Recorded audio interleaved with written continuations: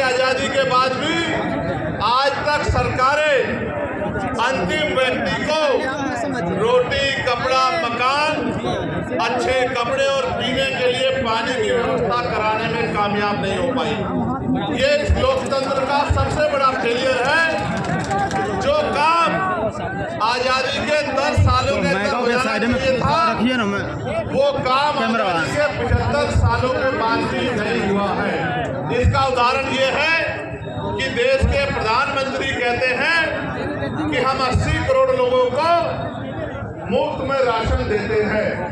अगर इस देश में लोगों की जेब में पैसा होता, वो गरीबी के जीवन से निकल पाते, तो 80 करोड़ लोगों को मुफ्त में राशन नहीं देना पड़ता। क्योंकि भारत का खून स्वाभिमानी खून है। ये हाथ फैलाने में नहीं, मजबूती से संघर्ष करने में भरोसा रखता है। लेकिन इनको मजबूर किया गया है हाथ फैलाने के लिए, सिस्टम बना के किया गया है। मैं इसलिए आपसे कह रहा हूं और मैं तर्क के साथ आपको कहना चाहता हूं, मीडिया भी इस बात को दिखाएगा कि भारत के साथ साथ कई ऐसे अन्य कंट्रियां भी हैं, कई ऐसे देश भी हैं जो भारत के समकालीन या भारत के बाद आजाद हुए। और आज उन देशों में जाके देखोगे तो आपको एहसास होगा कि वो भारत से लगभग 50 साल आगे चल रहे हैं। जब एक समय में आजाद हुए देश अगर बहुत दूर न जाके कहीं चाइना को देखा जाए, भारत की इकोनॉमी, यहाँ के नेतागण 5 ट्रिलियन बनाने की बात करते हैं। अगर हम चाइना की इकोनॉमी से उसकी तुलना करें तो हम 1/4 पर भी नहीं पहुंच पाए हैं। एक समय में आजाद हुए देशों में इतना अलग तरह का आर्थिक गैर बराबरी का जो उदाहरण मिलता है, ये इस बात का उदाहरण है कि आज भी इस देश का अंतिम व्यक्ति बुनियादी सुविधाओं से वंचित है। और मुझे कहने में कोई परहेज नहीं है कि इनमें भी दलित, आदिवासी और पिछड़े वर्ग के लोगों के हाल बहुत बुरे हैं। आज भी हमारी बहनों को घर चलाने के लिए काम करना पड़ता है, भट्टों पे काम करना पड़ता है, दूसरों के जमींदारों के खेतों में काम करना पड़ता है, सर पे ईंटें उठानी पड़ती है। मुझे सबसे बड़ी पीड़ा तब हुई थी जब कोरोना काल में मजदूर शहरों से पलायन करके घर की तरफ चला था और इन सरकारों के पास उन मजदूरों को देने के लिए, घर पहुंचाने के लिए ट्रेन की व्यवस्था भी नहीं थी। इस मेरे परिवार ने जो दूसरों के महल बनाता है, घर बनाता है, बिल्डिंग बनाता है, कंपनी बनाता है, इन अमीरों के पास कोरोना काल में इन गरीबों को का पेट भरने के लिए रोटी की व्यवस्था भी नहीं थी। मैंने देखा किस तरह मजदूर पलायन करके आया, कहीं ट्रेन के नीचे जाके मरा, कहीं भूखे पेट मरा, कहीं पानी की कमी के कारण मरा, और माए अपने बच्चों को बैग की चैन के ऊपर अपने बच्चों को लिटा के सफर कर रही। पैर में छाले पड़ गए, हाथों में छाले पड़ गए, गले सूख गए, हृदय गति रुक गई, हजारों लोगों की जान गई। लेकिन यहाँ की और केंद्र की निकम्मी सरकार बैठ के गरीबों की मौत का तमाशा देखती रही। ये हमने अपनी आंखों से देखा।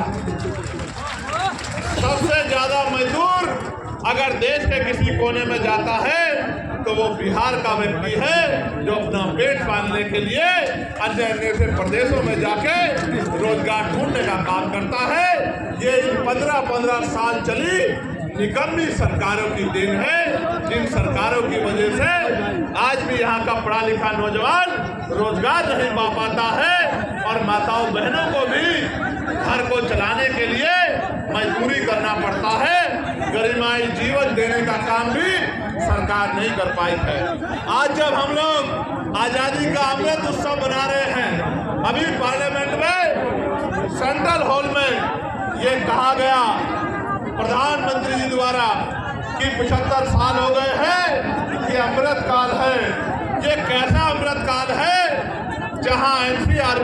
बायोडाटा ये कहता है कि रोज महिलाओं के शरीर की धज्जियां उड़ाई जाती है, सामूहिक बलात्कार होते हैं, महिलाओं को तेजाब से नहलाया जाता है, महिलाओं की अस्मत को रोंदा जाता है, महिलाओं को दफ्तरों में और दफ्तरों के बाहर और गांव में सामंत की व्यवस्था के आगे अपने आत्मसम्मान की रक्षा वो नहीं कर पाती। ये भी हमारे सामने ही है। और सरकारें कहती है और व्यवस्था कहती है कि भारत एक ऐसा देश है जहां महिलाओं को पूजा जाता है। मेरे बराबर में मीडिया की बहनें खड़ी हैं, नीचे महिलाएं जो पुलिस की नौकरी कर रही हैं वो बहनें भी खड़ी हैं। कभी उनके मन से भी पूछ के देखना कि रात को 10-11 बजे क्या वो उत्तर प्रदेश में, बिहार में या उत्तर प्रदेश में या देश के किसी भी प्रदेश में क्या ईमानदारी से निकल सकती है? सच ये है वो अकेले तो छोड़िए, वो परिवार के साथ भी आज नहीं निकल सकती है। ऐसी ऐसी घटनाएं सामने आती है कि हृदय कांप जाता है। और कुर्सी में बैठे नेता और उनके चाटुकार अधिकारी ऐसी ऐसी घटनाओं पे आंखें बंद कर लेते हैं। जब मैं बिहार के साथियों से बात करता हूँ तो पता लगता है 13 साल की बच्ची का रेप हुआ, 12 साल की बच्ची का रेप हुआ, 15 साल की बच्ची गायब हो गई, 2 सगी बहनें गायब हो गई, कहीं मार के 2 बहनों को लटका दिया गया। तो ऐसा महसूस होता है कि देश में गरीबों का, और गरीबों में भी दलित पिछड़े आदिवासियों का, उनकी बच्चियों की इज्जत का कोई मोल नहीं है। यहाँ इस देश में कुत्ते, बिल्ली, बकरी, गाय, गधे, घोड़े की भी इज्जत है, उनके वही सम्मान है, लेकिन इंसानों का सम्मान नहीं है। तो ये महसूस होता है कि ये सरकारें किसका काम कर रही है? क्या ये गरीबों का काम कर रही है या ये अमीरों का काम कर रही है? यहाँ हमारे सेना में घोर जातिवाद और अपमान का सामना करने वाले हमारे साथी भी यहाँ मौजूद हैं, जो लंबे समय से इस गैर बराबरी और इस अन्याय के खिलाफ लड़ रहे हैं। लेकिन मुझे बड़े कष्ट के साथ कहना पड़ रहा है कि ये सत्ता के पास भी गए और विपक्ष के बड़े बड़े नेताओं के पास भी गए, लेकिन इनकी समस्या का समाधान सरकार नहीं कर पा रही है। इसका मतलब सरकार नहीं चाहती कि सेना के साथियों के झंडे को उठाने वाले साथियों का सम्मान होना चाहिए। सम्मान साथियों, मैं किस आपके सामने रखूं? मैं तो ये समझता हूँ आज नहीं तो कल इस देश के नौजवान को अपने जीवन के लिए संघर्ष करने के लिए खड़ा होना पड़ेगा।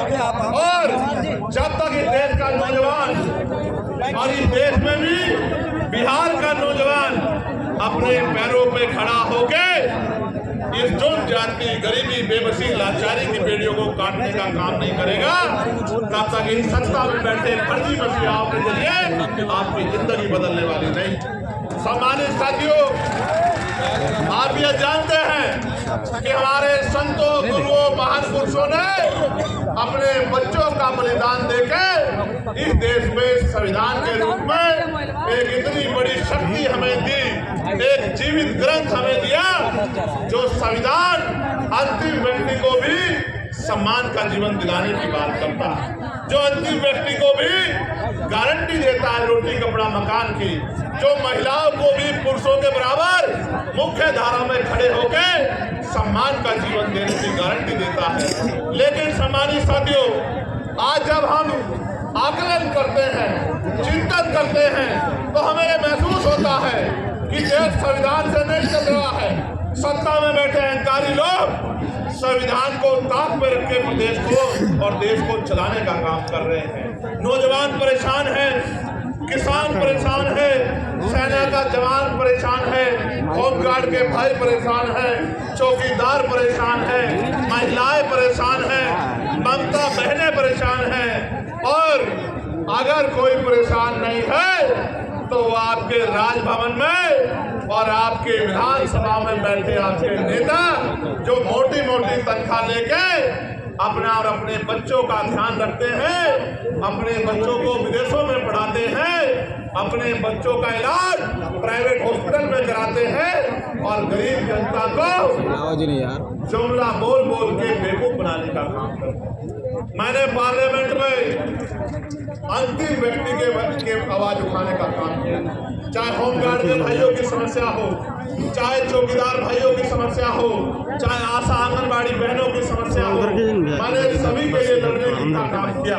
पार्लियामेंट में मैंने ये कहा कि देश को अगर आगे बढ़ाना है तो इस देश में सबसे पहले ये जो शिक्षा का बाजारीकरण किया गया है, इस बाजारीकरण के जरिए जहाँ महंगी शिक्षा एक तरफ है, जहाँ अमीर के बच्चे पढ़ते हैं, और एक तरफ सरकारी शिक्षा है जहाँ गरीब के बच्चे पढ़ते हैं, इस भेदभाव को खत्म करना होगा।